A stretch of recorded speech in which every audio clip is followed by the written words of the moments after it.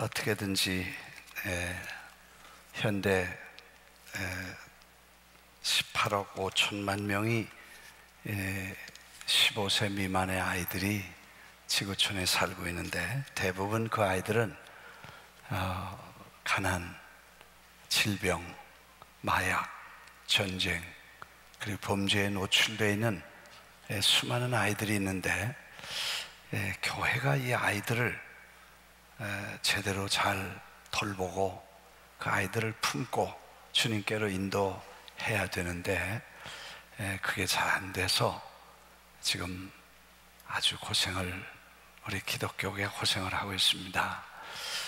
사실 일찍 복음을 전하면 일찍 예수를 믿게 된다.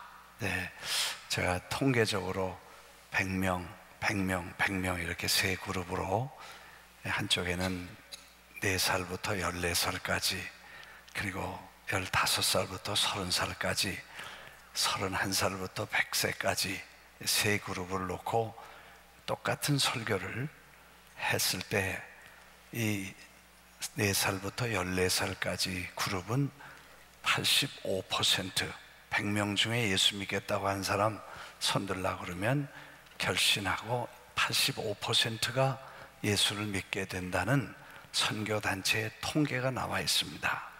그 다음에 15살부터 30살까지는 10명, 그리고 31살부터 100세까지 있는 어른들은 잘하면, 설교 짧게 재밌게 하면 5명, 그렇지 않으면 그것도 안 된다는 거죠. 그러니까 그만큼 어렵고 힘든 숫자에다 우리는 총력을 집중하고 쉽고 어려운 시간을 다 잊어버리고, 저렇게 효과적이고 경제적이고, 사실 애들은 단순하고 돈 적게 들고 심플하니까, 그래서 예수님을 쉽게 믿는 그 시간을 버리고 낭비하고, 여기다가 다 자라서 이제 배울 거 다 배우고, 다 마귀에게 다 접속해서 교육받을 거 다 끝난 다음에 다시 그걸 예수 믿게 하려니까 이게 어렵다. 그래서 전략적으로 어렸을 때 예수 그리스도를 복음을 전해야 된다 하는 이 스토리와 이 이론을 이제 목사님들과 지도자들에게 알려주고, 자기 나라의 운명을 결정하는 것은 지금 어른들이 아니고 다음 세대인 이 어린아이들에게 있다는 얘기를 중점적으로 해줘서 나라의 운명을 바꾸는 그런 전략적인 의미로서의 아이들을 봐라, 그런 얘기들을 주로 하는 414 무브먼트인데, 늘 기도해 주시고, 또 지금 많이 발전이 되어서 이제는 전 세계 150개 국가에서 414 운동과 세미나들이 이루어지고 있어서 감사를 드리고, 주로 문화 코드를 이해해서 그냥 가서 예수 믿으라고 하면 애들이 안 되니까, 애들이 좋아하는 축구라든지 뮤지컬이라든지 콘서트라든지 이런 걸 통해서 애들을 모아놓고 그 아이들이 이해할 수 있는 랭귀지, 그리고 툴 통해서 그들이 예수님을 영접할 수 있도록 이렇게 하는 것이다. 지난번에 말레이시아에 가서, 사실 카톨릭 국가의 모슬람 국가입니다. His Life를 공연했는데 기독교 광고를 못합니다. 교회 오란 소리도 불법이에요. 그래서 그냥 소셜 네트워크만 가지고 이렇게 알렸는데, 2번 공연에 5,000명씩 10,000명이 모였는데, 그 사람들은 대부분 교회를 처음 다닌 사람들입니다. 그리고 영어를 할 수 있는 그런 젊은이들이 몰려와서 예수 믿겠다고 결정하도록 결신을 시켰더니, 앞에 매 회마다 수천 명씩 나와서 예수 믿겠다고 결심을 하는 걸 보면서 참 복음이 이 젊은 시대에 가면 앞으로 쓸 일도 많고 할 일도 많고 하나님께서 크게 쓰시겠다는 생각을 하게 됐습니다. 그래서 여러분들이 계속해서 기도해 주시고, 우리 교회 안에서부터 주일학교 강조하고 어린이 전도 힘쓰고, 특히 교회 안에 또 어린이들의 사역을 강조해서 그렇게 잘 아이들을 관심 있게 돌봐주시기를 바랍니다. 그게 다음 세대를 위해서 준비하는 중요한 전략입니다. 이해가 되시면 아멘 하십시다. 난 우리 교회 이렇게 처음 잘 보셨죠? 아이덴티컬하게 여기 교회와 비슷하지 않아요? 그러니까 거의 쌍둥이인데 사이즈로 보면 이 교회가 배가 되고 우리는 여기는 형님이고 우리는 동생이고, 또 우선 나이로 보면 우리는 형이고 여기는 동생이고 그렇게 됐어. 우리 교회를 짓고 그 다음에 여기 지었거든요. 그래서 뭐 형님 동생 하면서 사실 아이덴티컬하게 그렇게 같은데, 제가 교회를 처음 지어놓고 동네 아이들을 모으기 시작했습니다. 왜? 밖에 나가서 414 운동한다고 다니지만 뉴욕의 아이들을 누가 돌볼 거냐? 이 아이들이 장차 뉴욕의 시민이 될 건데, 특히 남미, 아프리카, 아시아에서 이민 온 아이들이 다 사는 동네에 그 아이들이 그대로 자라면 도대체 미국이 어떻게 되겠냐? 뭐 이런 생각을 하다가 동네 아이들을 모으기 시작했습니다. 그래서 아이들을 좀 교회 프로그램 하니까 오라고 했더니, 선생님들은 봉사하겠다는 사람이 꽤 많아서 한 100명 모집을 했는데 아이들을 모집하는데 실패했어요. 50명밖에 안 왔어요. 선생 100명에 애들이 50명이 말이 되겠어요? 도대체 당신들이 어떻게 했길래 애들이 이렇게 안 왔냐? 그 광고질 한번 보자 그랬더니 교회에서 뭐 하니까 오라 이렇게 써놓은 거야. 여러분, 하도 교회에서 뭐 하라는데 가보니까 별거 없어서 안 와 이제는. 그래서 이 사람들이 이 광고지가 그건 안 되겠다, 다시 만들어라. 그래서 혹시 당신의 자녀들에게 이러이런 교육을 시킬 필요가 있고 도움이 필요하면 우리한테 보내십시오. 그래가지고 하여튼 이 음악하면 바이올린, 첼로, 기타, 뭐 거기 줄리아드나 뭐 다 음악 컨서터리 다 있으니까 거기 출신들 다 불러서 이런 거 드럼 뭐 이렇게 해서 음악 가르쳐 주겠다. 그 다음에 미술, 도자기, 그 세라믹이라고 그러죠. 그래서 이제 도자기를 만드는 거 뭐 이런 걸 가르쳐 주겠다. 그리고 애들 축구, 그 다음에 이 탁구 뭐 이런 축구도 농구도 이런 걸 가르쳐 주겠다고 쭉 가능한 개수를 다 세어보니까 22가지를 가르칠 수 있더라고요. 애들은 뭐 전문 교육이 아니고 기초 교육이니까 그냥 웬만큼 하면 애들이 좀 배울 수 있거든요. 하여튼 그렇게 해서 광고를 냈더니 놀랍게도 일주일 만에 1000명이 등록을 했어. 그냥 등록한 게 아니고 의사 선생님에게 가서 건강진단도 떼와야 되고, 그 다음에 노타리를 받아서 애를 교육시켜도 된다는 그런 퍼밋을 변호사에게 공증을 받아가지고 온 아이들이 1000명이야. 이건 대단한 거예요. 그래서 그 아이들 교회 한 번도 안 온 애들이죠. 캐톨릭이니까 뭐 1년에 한두 번 캐톨릭 교회 갔던 아이들인데, 교회 와 세견물에 와보니까요, 교회를 먼저 와봤어야죠. 와 놀고 때 막 어질러 놓고 막 난리가 났어. 장로님들이 이거 큰일 났다고 교회 새로 지어놓고 다 망가뜨린다고 그래. 그래서 내가 하는 말이, 장로님들 건물이 중요하지 않고 사람이 중요하니까 이거 다 때려보시면 헐고 다시 집시다. 할렐루야. 그 말에는 할 말이 없으신가 봐. 그래서 아무 소리 없이 넘어갔어. 그 아이들을 하여튼 데려다가 아침에 예배를 1시간 드리고, 그 다음엔 각 반으로 나눠서 막 여러 클래스를 다 돌아다니다가 자기 제일 재미있고 적성에 맞는 거 몇 가지만 정착을 시켜서 그걸 좀 이렇게 가르쳐 줬단 말이에요. 그랬더니 뭐 아이들이 그렇게 좋다고 그러고, 그 다음엔 부모들이 막 몰려와서 항의를 하는 거야. 왜 애들만 가르치냐, 우리는 왜 안 가르쳐 주냐. 그래서 뭘 배우고 싶으냐 그랬더니 영어하고 성경을 좀 가르쳐 달라. 그래서 150명 성경 공부반을 만들어 주고, 이렇게 해서 아이들 어른 같이 케어하면서 점심 잘 피차를 하여튼 뭐 1200, 300개를 구워가지고 애들을 다 점심때 먹이고, 그렇게 해서 완전히 무료로 어린아이들을 돌보기를 시작했는데, 그 벌써 몇 년째인데 거기 와서 거쳐가서 공부하고 커간 애들이 한 5천 명이 됐어.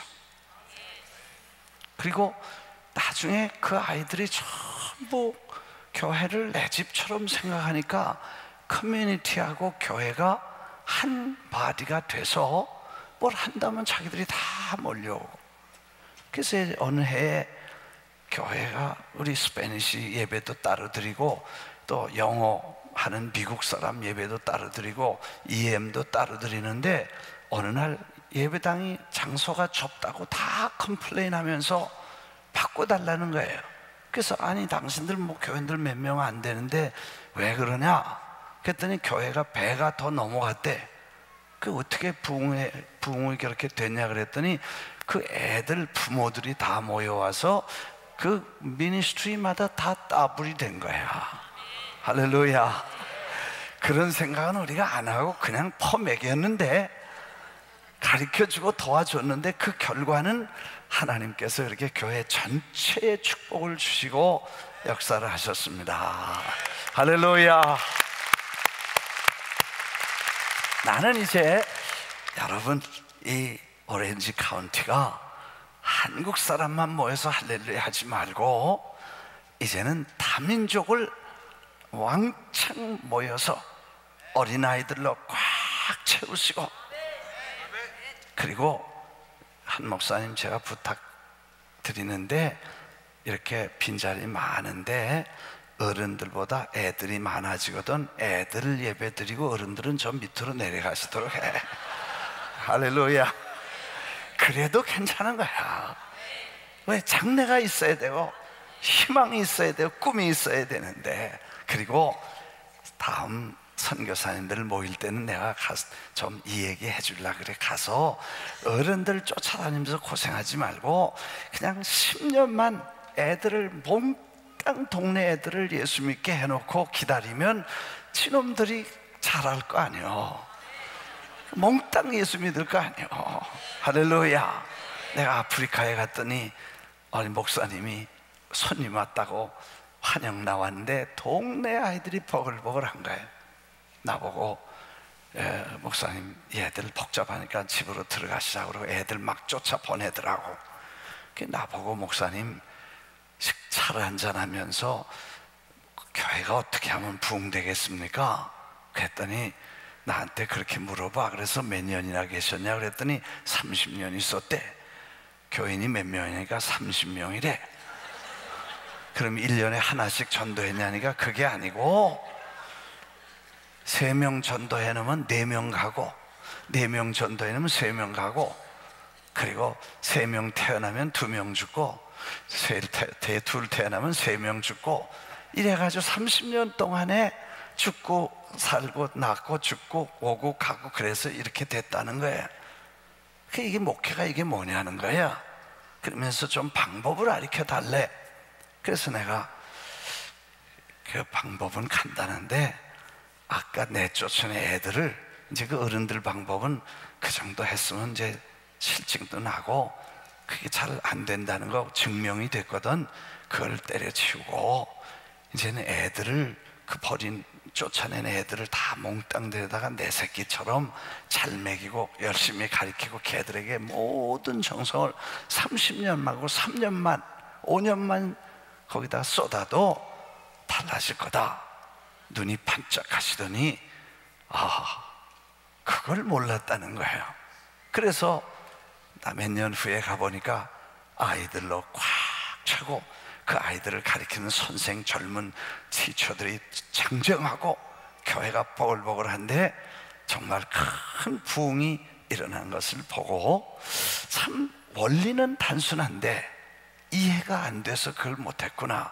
근데 희생하면 반드시 좋은 일들이 일어날 줄 믿습니다. 제가 여기 와서 여러분에게 이제 퓨처 이 교회에 내일 장래 내다보면서 이제는 이 지역에 있는 뭐 어린아이들을 몽땅이 좋은 시설에, 이 고급 인력에, 이 좋은 리소스가 많잖아요.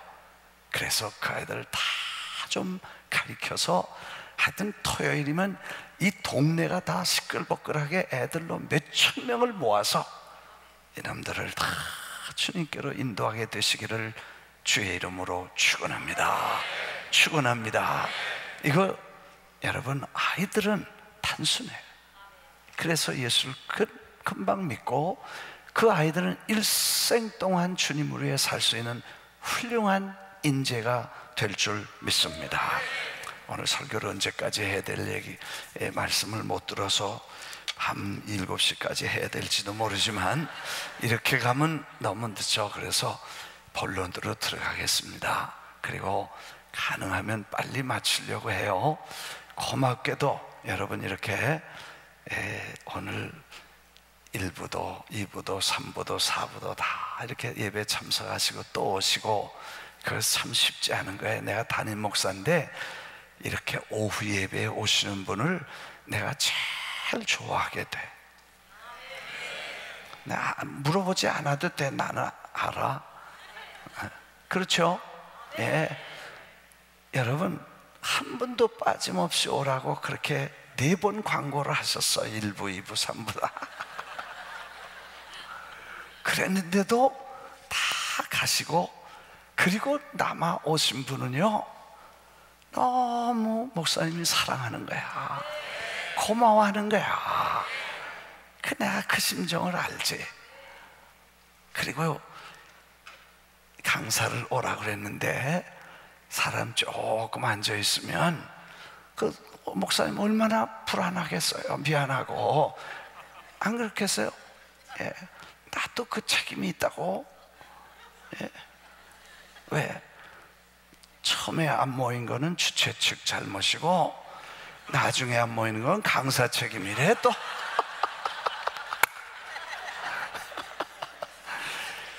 나도 우리 목사님도 여러분 고맙게 생각하는 거야. 이렇게 엑스트라 시간을 내셔서 말씀 사모하고 정말 기도하고 1시간이라도 한 말씀이라도 더 들으려고 하는 거, 이거 얼마나 고맙고 감사. 하나님 보시기에는 더 아름답고 귀할 줄 믿습니다. 할렐루야. 그래서 오늘 오신 분들은 정말 하나님이 기뻐하시고 목사님이 사랑하시고, 강사도 제가 땡큐 그라시아스, 무치어 그라시아스 그러는 거예요 원래. 그래서 오늘 저녁에 그렇게 길게 하지 않고 제가 핵심 본론만 말씀을 드리겠습니다. 신명기는 모세가 40년 왕궁에 있다가 사고치고 40년 연단 속으로 갑니다. 사실 40년 끝에 사고 쳤는데 그 사고를 당시 눈으로 보면 사고입니다. 그리고 트레지디, 아주 큰 재앙을 만난 것입니다. 왕자에서 도망자가 되니까 얼마나 비참한 모습입니까? 실패이고 실수입니다. 그런데 역사적인 긴 안목으로 보면 하나님 안에서는 실수가 실수될 수 없고 하나님은 실수하실 수 없는 분이기 때문에 그 실수를 통해서 하나님의 프로세싱, 다음 과정을 위한 역사의 한 과정이지 실수가 있을 수 없다는 것입니다. 믿으시면 아멘 하십시다. 여러분, 우리 인생 살 때 실수할 때도 많고 답답한 일 많고 힘든 일 많습니다. 사랑하는 일을 먼저 보냈다든지, 아니면 아이들이 속을 새겼다든지, 무슨 사고가 생겼다든지, 뭐 이런 복잡하고 어려운 실패와 실수가 많이 있을 수 있다는 거예요. 그런데 그걸 실수로 보는 게 기독교가 아니고 하나님의 차원에서 볼 때는 섭리의 한 과정이라는 거예요. 이해가 되시면 아멘 하십니다. 주님이 실패하시는 분도 아니고 실수를 얼라웃 하시는 분이 아니라는 것을 우리는 너무나 잘 알기 때문에 하나님이 하시는 일을 금방은 이해할 수 없지만 나중에 보면 다 하나님의 섭리 속에 있게 됩니다. 제가 목회하면서 저희 아내가 늘 전 목회가 쉽지 않죠. 이민 목회가 대단히 힘듭니다. 문제도 많고. 그러면 집사람이 늘 저한테 물어봐. 여보, 이 문제는 어떻게 될 것 같아? 내가 무슨 재간으로 그걸 대답하겠어요? 쿵하니까 가만히 있으면 또 화난 줄 아니까 대답한다는 얘기 두고 보면 알아. 그 이상 무슨 얘기를 하겠어요? 이건 나도 답답하니까 불안하고, 정말 이 문제가 사고로 끝날 거냐? 뭐 애들이 사고를 치고 막 난리치고 그러면요 정신없습니다. 어떻게 될지, 이거 어디 가서 끝날지 몰라. 그런데 어떻게 될 거냐고 묻는데 내가 무슨 대답을 하겠어요? 그냥 두고 보면 알아. 그렇게 하고 세월을 보냈는데 지나놓고 보니까 두고 본 게 다 하나님의 손 안에서 잘 되고 유익이 되고 축복이 되고, 그게 다 발전과 성장 과정과 연단이 변해서 축복이 됐다는 걸 알게 됐어요. 요즘도 물어보면 요즘은 그런 대답 안 해. 보나마나 두고 볼 일이 없고 보나마나 잘 돼, 이렇게 말을 할 수 있는 것은 경험에 의해서 지금 보니까 다 잘 되더라는 거예요. 여러분이 지금 인생을 살면서 뭐 이런 일 저런 일 만나지만 예수 그리스도 안에서는 결코 실패할 수 없는 하나님의 인도가 있는 줄 믿습니다. 그래서 성공 실패 그런 개념을 버리고 하나님의 역사적인 관점에서 인생과 삶을 보는 게 신앙이고, 그게 하나님이 역사를 이해하는 것이고 신뢰하는 것인 줄 믿습니다. 그래서 사고 쳤잖아요. 근데 그 사고가 무서운 40년의 긴 연단으로 인도를 했고, 그 40년의 과정을 맞추는 시간에 하나님께서 모세를 불러서 가나안 땅에 출애굽할 것을 명령하시죠. 그래서 그 파란만장한 40년의 광야 생활을 다 끝내고 이제는 부르실 날 앞두고 마지막으로 회중들에게 그 40년 광야 생활을 돌이켜보면서 교훈을 남길 그런 핵심 메시지를 정리를 해서 34장이라는 롱 스토리를 쓰기 시작합니다. 그래서 신명기는 드루라름이라 그래서 하신 말씀을 되정리해서 다시 말씀한다. 납신자를 쓰잖아요. 하나님의 명령을 다시 명령하는 신명기, 그렇게 썼단 말이에요. 그런데 그렇게 34장의 긴 스토리 중에 첫 장에 그는 그 40년 동안에 가장 크게 실수했던 최대의 실수, 뼈에 사무친 실수를 잊지 않고 기록하면서 사람들에게 그 메시지를 줍니다. 근데 그 메시지 내용이 뭐냐 하면,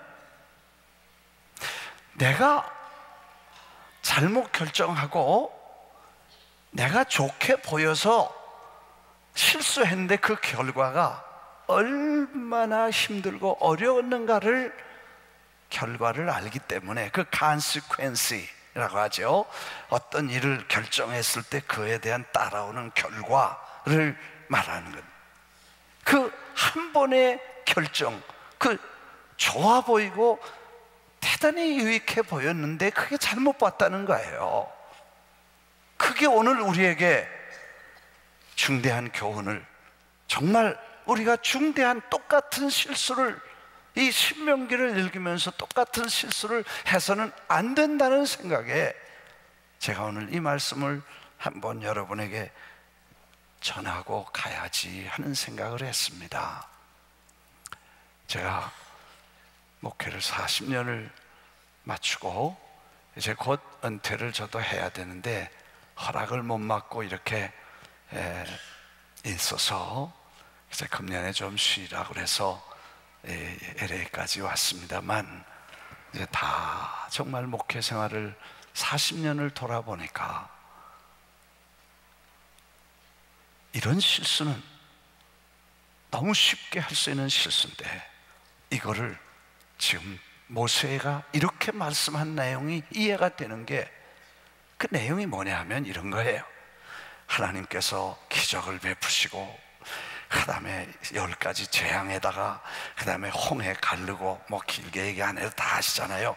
그래가지고 수장시키고 자기들은 육지로 건너서 낮에는 불기둥과 밤에는 낮에는 구름기둥과 밤에는 불기둥으로 인도하셔가지고 쫙 왔는데, 그렇게 인도하셨는데 어느 시간에 가서 너무 힘드니까 조직화를 시키게 됩니다. 그래서 혼자 힘들고 평신도 지도자들을 잘 조직해서 1000부장, 뭐 500부장, 100부장, 10부장 이렇게 해서 50부장, 그렇게 해서 업무를 분담하고 조직화시킵니다. 참 좋죠. 그 필요합니다. 그래서 그런 조직도 필요하고, 그 다음에 업무를 분담한 다음에 대의원을 선출하게 됩니다. 그래서 각 사람들의 지도자를 뽑아서 관리를 하게 하고, 근데 어느 날 그 사람들이 와서 모세에게 말하는데, 모세 선생님, 이제 하나님 명령은 떨어져서 절로 산지로 올라가라고 명령이 떨어졌는데 가라 그랬더니 지도자들이 몰려와서, 선생님, 우리 가기 전에 한 사람씩, 한 지파에서 한 사람씩 내서 가서 보고 어디로 들어가야 될지, 어떻게 가야 될지, 그 땅은 어떤지 가서 한번 보고 그 다음에 전략을 세워가지고 그리고 들어갑시다 하는 얘기를 해서, 그 얘기가 좋게 보여서, 여기 성경에 보니까 내가 그 말을 좋게 여겨, The idea seemed good to me, 나한테 아주 근사하게 보여서 So I select 12 of you, 그래서 12명을 세워가지고 정탐을 보냈다는 거예요. 여호수아는 그때 정탐꾼으로 갔었죠. 그때 너무 많이 가가지고 복잡해서 민주주의 결정으로 해가지고 그때 2사람 긍정적이고 10사람 부정적이니까, 그래서 다 비토가 된 거 알기 때문에 나중에 정탐꾼을 보낼 때 2만 보냈더라고. 여호수아는 왜? 그것도 믿습니다. 사람만 보내서. 하여튼 그래가지고 12명이 돌아와서 울고불고 난리가 나지 않았어요. 참 합리적이고 대단히 논리적이고, 그리고 실용적이고 구체적이고 아주 프랙티컬한 면으로 받을 수 있고 있을 수 있고 정말 멋있는 아이디어였는데, 왜 그 사건이, 그 결정이 그렇게 어마어마한 실수를 만들었는가를 모세는 오랜 세월 동안 40년 뼈에 사무치게 되새기면서 왜 잘못됐는지를 생각한 후에, 이게 첫 번째 교훈으로 34장 중에 첫 장에 이 기록을 기록했다는 것입니다. 이해가 되시면 아멘. 그러면서 모세가 하는 말이, 그럼 그 결정이 왜 그렇게 보기도 좋고 합리적이고 논리적이고 실제적인데, 왜 그게 그런 사건, 그런 문제를 하나님 앞에 하나님을 분노하게 하고 하나님이 왜 그렇게 좋아하시지 않는 결정이 되냐 하는 얘기는 우리가 쉽게 생각하지 않는다는 거예요. 근데 성경을 보니까 모세가 뒤에 이걸 잘 설명을 합니다. 왜 하나님이 화를 내셨고, 왜 하나님이 못 들어간다고 그렇게 말씀을 하셨고, 네가 책임지고 너도 못 들어간다는 무서운 심판같이 야단을 치시는 하나님의 음성을 깨달았는데, 그 이유가 뭔가 다 생각해 보니까 하나님이 지난날에 도와주시고 인도하신 하나님의 보호와 기적과 능력을 신뢰하지 않고 내가 해보겠다고 생각한 것 때문에 하나님을 신뢰하는 그 신뢰가 없어졌다는 거예요. 참 놀라운 거예요. 그래서 성경에 보니까 신명기 한번 보겠습니다. 하나님이 내가 너에게 말하기를 그대로 무서워하지 말라 그렇게 하시고, 29절입니다 30절에 너희보다 먼저 가신 너희 하나님, 30절에 1장 30절에 너희보다 먼저 가시는 너희 하나님 여호와께서 애굽에서 너희를 위하여 목전에서 모든 일을 행하신 것 같이 이제도 너희를 위하여 싸우실 것이며, 광야에서도 너희가 당하였거니와 사람이 자기의 아들을 안는 것 같이 너희 하나님이 여호와께서 너희가 걸어온 길에서 너희를 안으사 이곳까지 이르게 하셨느니라.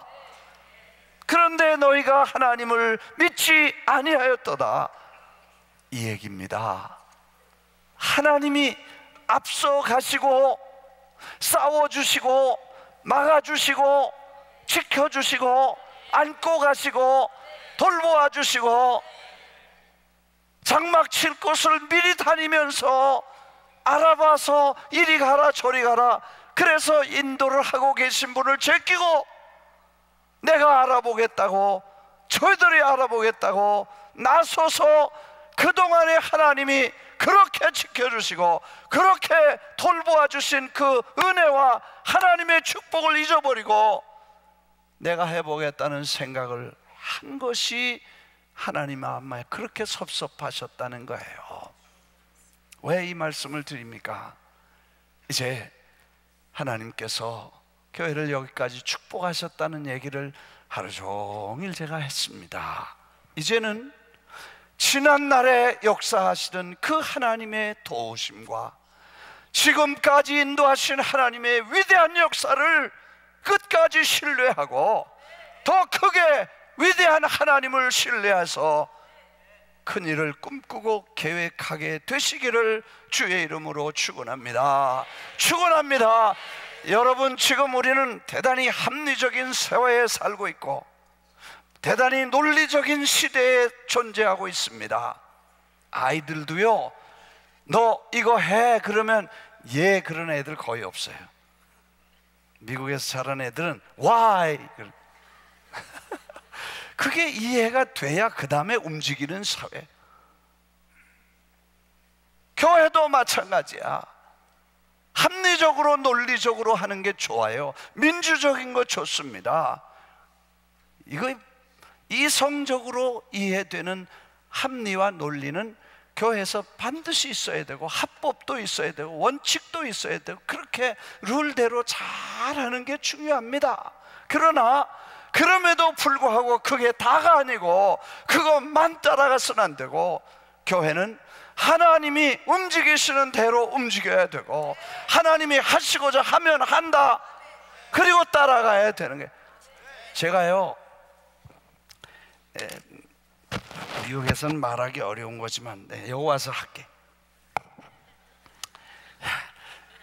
제가 미국 생활을 하면서 합리적이고 민주적이게 얼마나 멋있는지 몰라요. 사람들 다 모아서 이렇게 다 재밌어요. 그리고 그렇게 하면 말썽도 안 생기고.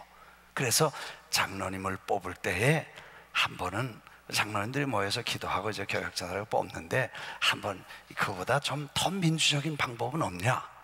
그래가지고 이제 장로님을 뽑을 때 제가 아이디어를 하나 냈어요.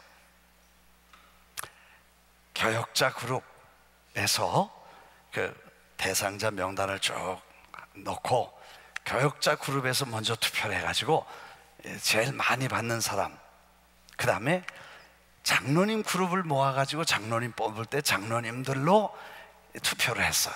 그 대상자를 놓고 전부 OX를 쳐가지고 제일 많이 받는 사람, 그 다음에 안수집사님들이 있는데 안수집사님끼리 모인 데서 또 같이 자기들끼리 투표를 하라 그랬어. 그래가지고 제일 많이 받는 사람, 그 세 개를 합치니까요 1, 2, 3, 4번이 나오더라고.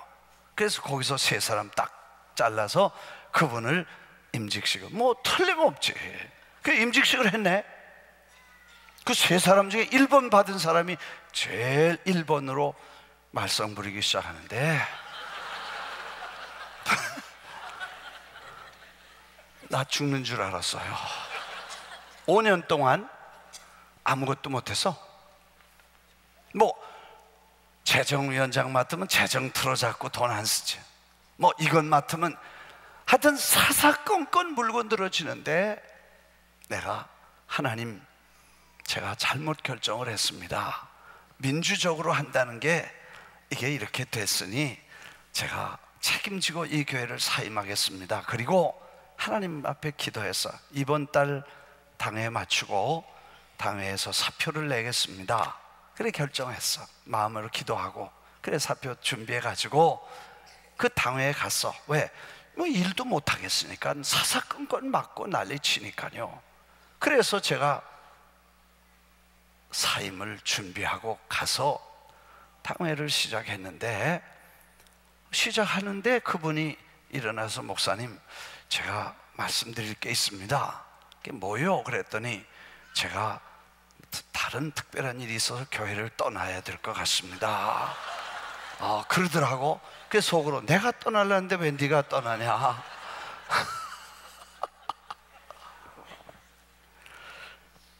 하나님이 그날 안 붙여놨으면 나 순복음교회 목사 못했어.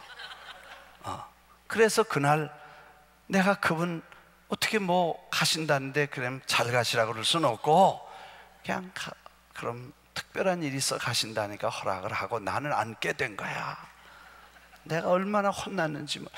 여러분, 하나님의 일이 지금 우리가 합리적인 사회, 민주적인 문화, 그리고 이런 이성적인 사회 속에 정말 실용적이고 프랙티컬한 쪽에 다 오리엔트된 사람 속에서 지금 우리가 살고 있기 때문에 우리의 생각이 어느 사이에 하나님 중심, 은혜 중심, 성령의 인도하심과 강권하시는 하나님의 역사를 제한할 수 있는 문화가 되어버려서, 이게 우리가 큰 역사를 이루고 앞으로 큰 일을 하려면 이 하나 선을 다시 넘어가서 모세의 교훈에 귀를 기울여야 될 줄 믿습니다.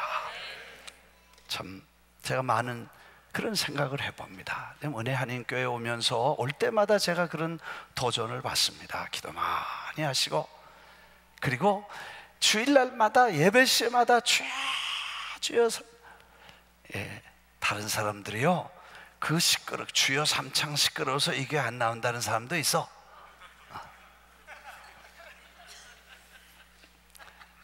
들어봤죠?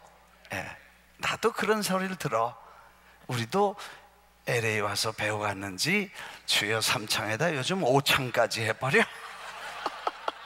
3창 가지고 안 된대.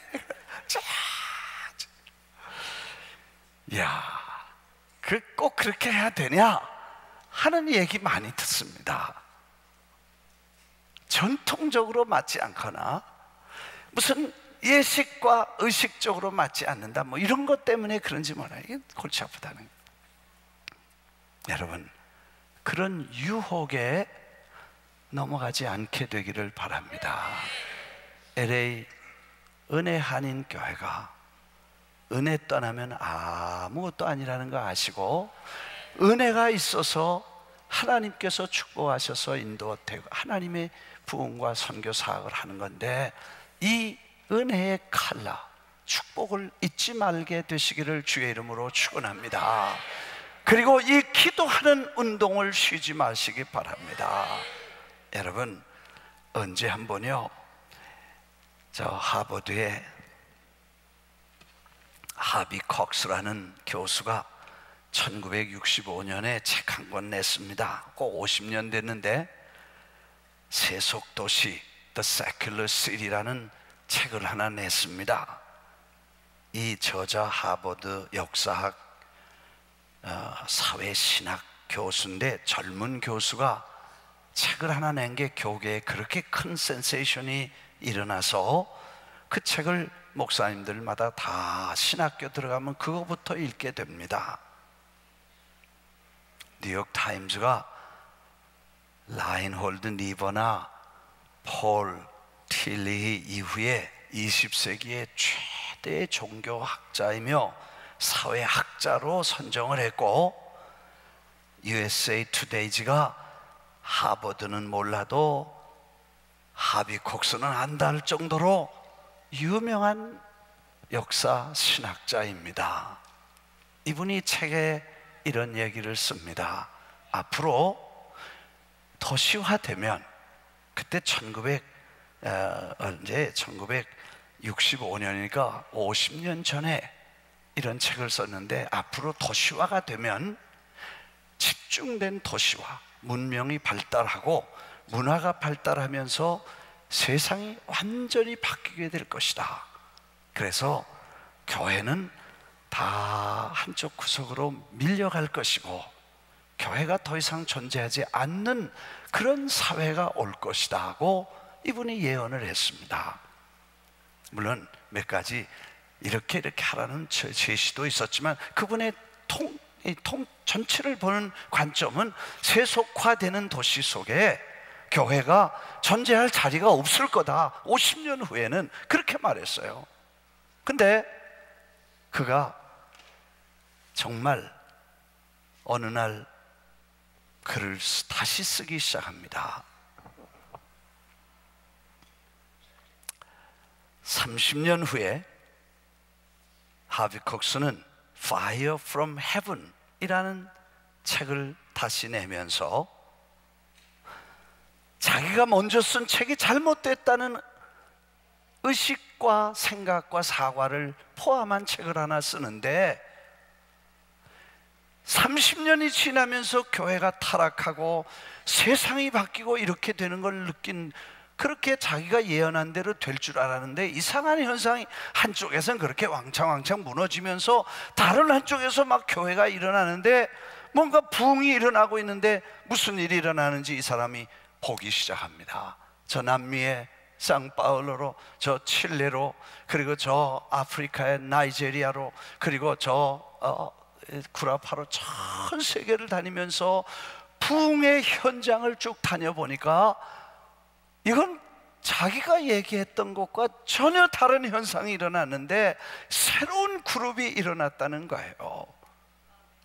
그래서 10억 이 기독교 보수주의 인구 중에 5억이 이 영향을 받았는데, 이게 성령 받은 사람들에 의해서 새로운 부흥의 불길이 도시마다 일어나고 있다는 거예요.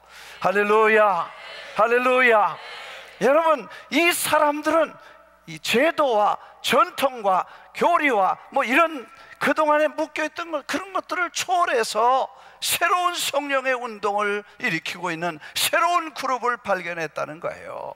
저 나이제리아 한번 가보니까 난 우리 한국 교회가 제일 큰 줄 알았더니 나이제리아의 라고스라는 도시에 가보니까 교인이 세계에서 제일 큰 교회인데 교회가 몇 명이니까 300만 명이 모여요. 그러니까 한 번 모이면 한 달에 한 번밖에 못 모여요. 다 따로 모이지. 한 번 모이는데 300만 명이 모여요. 아니, 출석이 300만 명이야.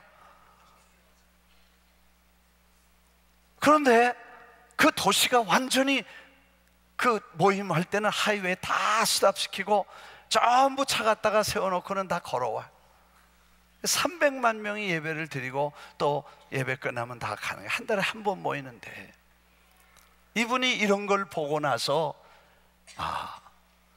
인본적인 방법으로 진행하던 교회는 쇠퇴하고 은혜와 성령의 인도를 받은 새로운 오순절 운동과 성령의 역사가 일어나는 곳에는 새로운 바람이 분다는 것을 발견하고, 이분이 다시 글을 썼는데 한국말로는 번역이 또 되는데 뭐 다른 이름으로 됐습니다만, 아무튼 교회의 양적 성장보다 영적 성장에 더 관심을 갖고 구원을 향한 기독교의 신앙의 정수가 교회 외면적 구조가 아니고 그 구조를 지탱하는 본질적 바탕에 있다는 거예요. 그러니까 우리가 성령 받고 기도하는 일을 인간의 방법과 수단으로 타협하지 말라는 거예요. 계속하여 성령 받고 방언하고 은사 받고 기도하고 신의 은사와 역사가 일어나고, 이걸 통해서 하나님의 역사가 일어날 때 부흥이 살 길이고, 믿으시면 아멘 하십시다. 그래서 인간적 방법이나 논리와 합리에 타협하지 않게 되기를 주의 이름으로 축원합니다. 이제 여러분이 잘 아십니다. 또 그 운동이 여기서부터 시작해서 저 달라스로, 그리고 뉴욕으로, 와싱턴으로, 시카고로, 시애틀로, 그리고 이 불길이 전 세계로 붙어갈 수 있는 기도의 운동을 여러분이 시작해 주신 걸 고맙게 생각하고, 금식하고 기도하고, 그리고 힘써서 여러분이 받은 은혜와 이 신앙의 원칙을 잘 지켜갈 수 있기를 바랍니다. 지금 여러분과 제가 하나님의 중대한 사명을 띠고 동부와 서부에서 이렇게 기도하면서 영적 교류를 가지고 함께 일합니다. 저희들이 전략적으로 414 운동이란 세계적인 운동을 펴가고 있습니다. 그리고 여러분은 기도 운동이라는 성령의 운동을 펴고 있습니다. 우리가 최근 얻은 결론은 기도 없는 414는 이루어질 수 없다는 것과, 어린이 사역 없이 세계 선교는 완성될 수 없다는 거대한 진리를 확신하게 됐고, 그래서 이 둘은 반드시 합치고, 그리고 함께 기도하면서 전략적으로 세계를 변화시킬 하나님의 영적 전쟁을 동역하는 파트너십이 이루어져야 된다고 믿습니다. 저는 우리 목사님 존경하고, 또 미주에 있는 모든 목사님들이 그렇게 마음에 따뜻하게 사랑하는 한 목사님과 여러분들에게 부탁을 드리면서, 이제 우리가 받은 이 은혜, 우리가 받은 이 감격, 우리가 경험한 이 은혜의 체험, 이걸 소중하게 개발시키고 더 풀붙듯 뜨겁게 하셔서 하나님이 불꽃을 통해 전 세계에 하나님의 역사가 일어나도록 새로운 바람을 일으켜 주시기를 주의 이름으로 축원합니다.